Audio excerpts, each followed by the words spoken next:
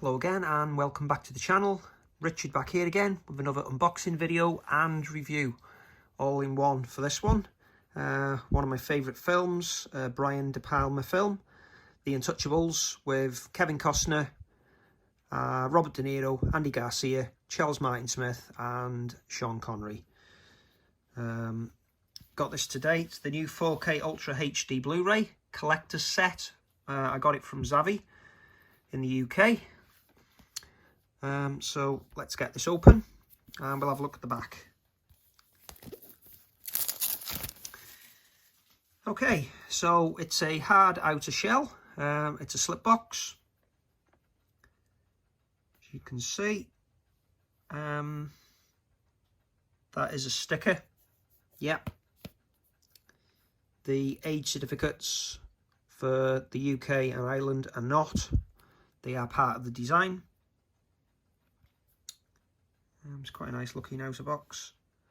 There's the spine, down below, up above, and there's the open side. So let's check out the specs on the back. So for years, the UK and the US only had a lossy soundtrack. I think it was DTS 6.1, DTS-EX or Dolby Digital 5.1. I imported the Japanese Digipack edition with a clear slip cover. That did have a DTS HD Master Audio 6.1 track. So that's why I've been enjoying it for many years. Now I'll have to get used to this new Dolby Atmos track, which they've done.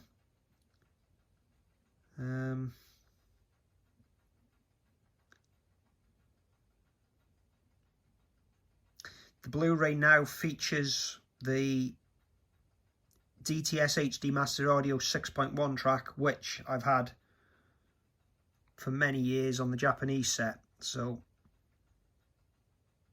it was just like the Mission Impossible films from Paramount as well. They were lossy, but in Scandinavia they were available lossless for many years, and it was I believe the first Mission Impossible films were MPEG-2 transfers as well, but the Scandinavian ones were MPEG-4 AVC.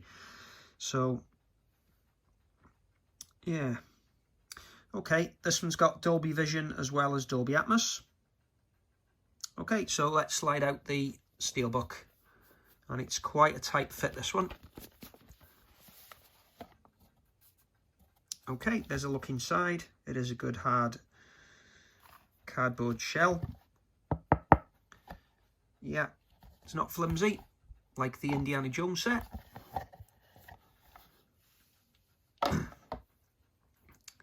Okay, so this is the Steelbook. We have some deboss work on the front and some spot gloss as well. So this is a nice touch, as you can see on the bullets. Nice shine on this. It's like a matte finish with some spot gloss. I'll try and pick it up. Yeah, quite good. Not bad. Aged 35 years.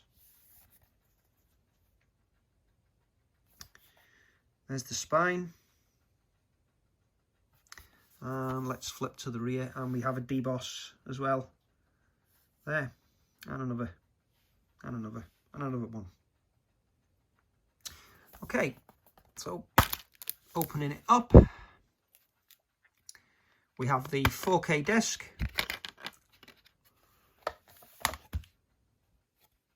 and we have artwork for a change, because Paramount likes to use their clear discs in the UK.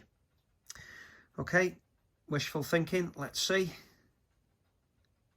No, it's a 66 gig disc, so it's just a dual layer. Shame. And there's the Blu-ray. The Blu-ray's out.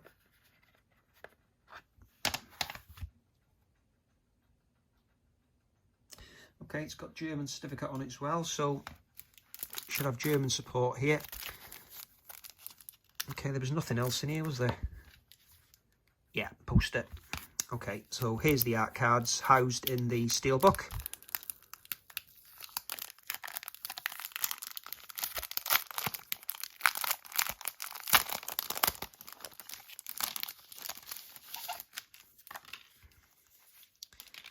Okay, so these are quite nice. Glossy finish. That's a good photo. Just reminds me of the sad scene at Malone's house. Still gets me. Great shot, just all the way through the house, from the start of the house to the end of the house. Such an iconic scene. Of course, the pram scene as well. Just can't think of that without thinking of Naked Gun. Yeah, I need to watch that again. There's Robert De Niro. There's Sean and Kevin. Last one.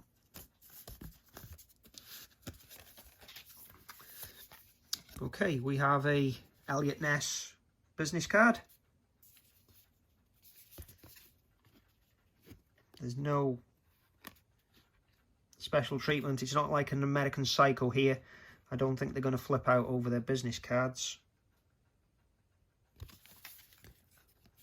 Okay, and that's the mayor.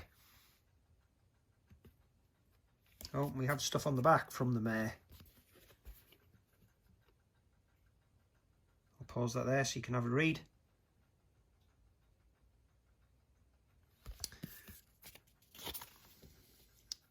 Okay, we'll have a look at the inside. So, quite a good shot.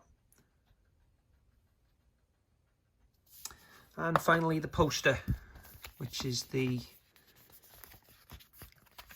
a flip side. It's got the iconic artwork on this.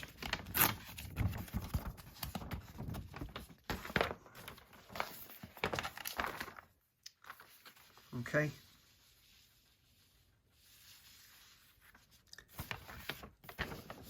And that was the artwork that was featured on the DVD in the UK.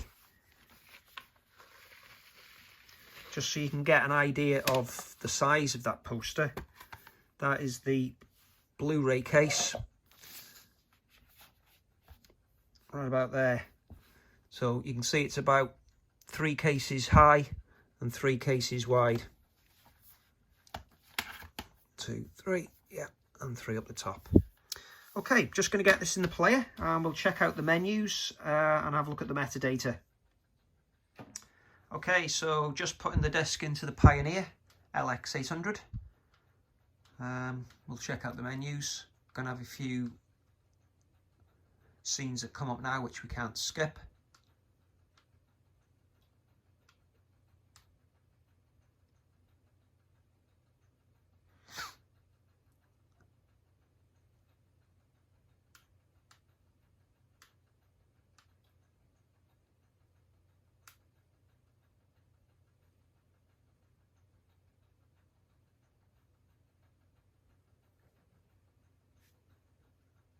Okay, so we've got the Paramount intro.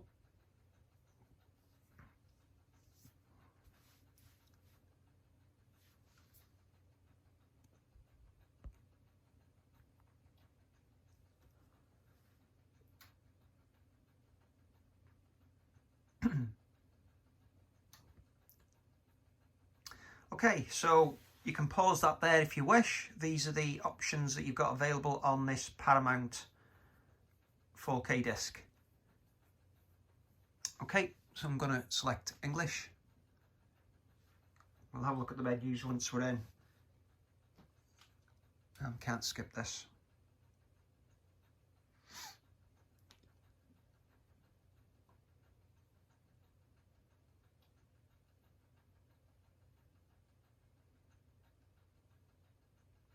Okay, the menus come in.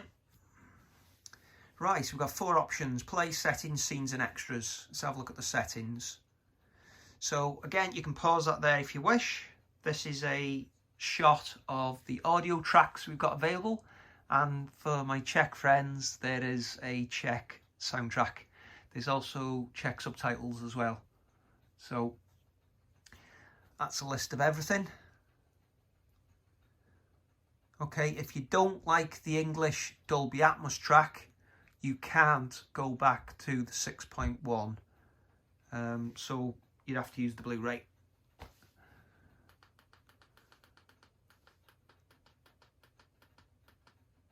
Okay, look at the scenes.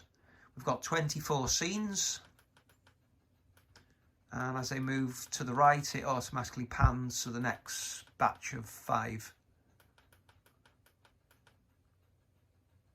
Okay, we can do some bookmarks as well. And let's have a look at the extras. So we got the script, the cast, production stories, reinventing the genre, the classic, the original featurette, the men, and theatrical trailer. So we'll go straight into the movie now and pull up the stats once we get past the warnings.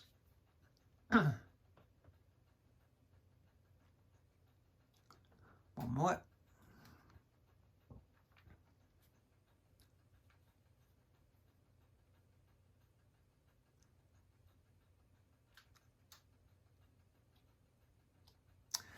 Okay, so the movie started with the Paramount logo, the original movie logo at the time, the Gulf and Western.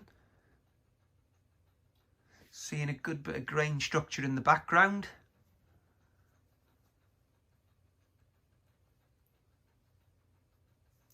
Okay, the credits are coming, so I'm going to skip a scene because the credits are like this. Okay, so now we're getting a bit of information on the screen. The Atmos soundtrack is 24-bit. The bit rates we're getting there, I saw a peak a few minutes ago to 5 megabytes a second, which is obviously 5,000 kilobytes a second. There's 11 meg jump, then a spike for some reason. The bit rate for the video is settling down about 41, 43. I will skip forward again to see if it does jump any higher. Okay, we're getting a bit of a 50 now. Okay, skipping on to the third chapter. Yeah, soundtrack's definitely 24-bit.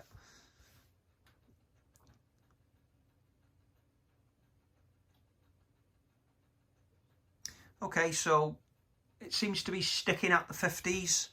So we're not going to get a 60 megabytes a second out of this. We might have done if they'd used a 100 gig disc, but they've opted for the 66 gig. So we're probably going to top out at 50s.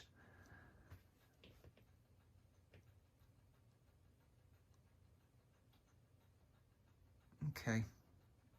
It's just a shame we use 66 gig discs. You know, like with Blu-ray now, you got 25 gig and 50 gig. When they first come out, they were using 25 and then 50 where they could, but after a while everything sort of switched to 50 gig. Would be nice if 100 gig was the minimum entry really for 4K. Just gives us that extra room to increase the bit rates, resolve the grain better. Yeah, so I'm going to watch this movie now and I'm going to take some shots off the disc. We'll have a look at it. Oh, before I go, we need to look at the metadata. So it's a 1000 nit mastered transfer, not your 4000, which you usually get with Dolby Vision. The max CLL on this one is 1000 and the average is 573. So a lot brighter with some highlights than the Batman, which was low. So I'm going to watch this now and take some shots off the disc after. See you in a bit. Okay, so finished the movie. I think it looked pretty good. I agree with Ralph Potts from the AVS forums. On the scenes that he mentioned in his review, there does seem to be a little bit of black crushing going on. But outside of that, it seems okay. Grain does seem to be present in most of the scenes, but it does look like maybe a bit of DNR has been applied here and there.